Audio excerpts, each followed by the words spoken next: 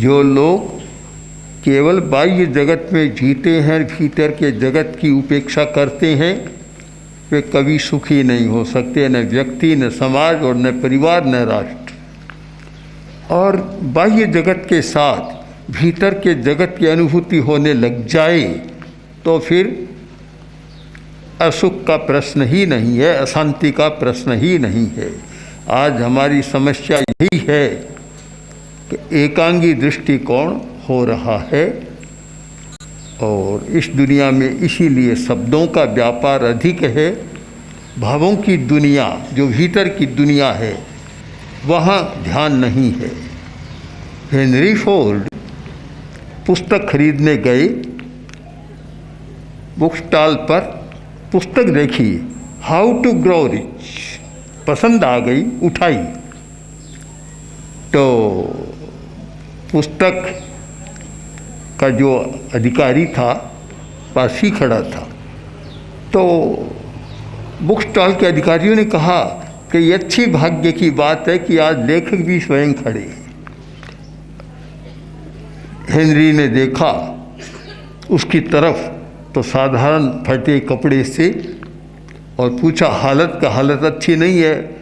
तब Henry Ford ने कहा, महाशय भविष्य में ऐसी पुस्तक कभी मत लिख, तुमने पुस्तक तो लिख दी हाउ टू ग्रो रिच, और स्वयं इतने गरीब और दुखी बने हुए हो। वही पुस्तक लिखो जो तुम स्वयं अनुभव कर सको और वह बाहर दूसरों को देख सको। आज मैं देखता हूँ ये शब्दों का विलास बहुत ज़्यादा हो रहा है और लच्छेदार शब्दों की श्रृंखला समाज के सामने आ रही है, किंतु भीतर में देखें तो शब्दों के बीच जो होना चाहिए वह शून्य मिलता है।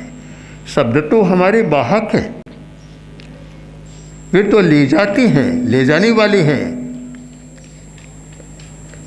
ट्रांसपोर्ट करने वाले हैं, ट्रक चल रही हैं।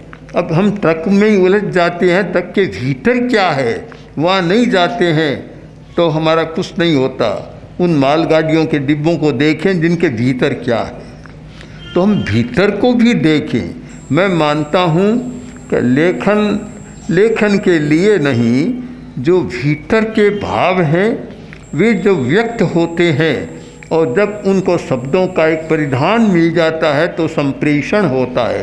यह तो संप्रेषण है, किंतु कोरे शब्द काम नहीं देते। ये जब एक बार बहुत पहले मैंने कविता लिखी थी कि जो मौन ने कहा वह रह गया, शब्दों ने कहा वह बह गया। जो शब्दों ने कहा वह बह गया, जो मौन ने कहा वह रह गया। दुनिया में वही रहा है जो मौन ने कहा है, भीतर से कुछ आया है, अंतर्भाव अंतर्ध्वनि आई है, कोरी ध्वनि काम नहीं करती।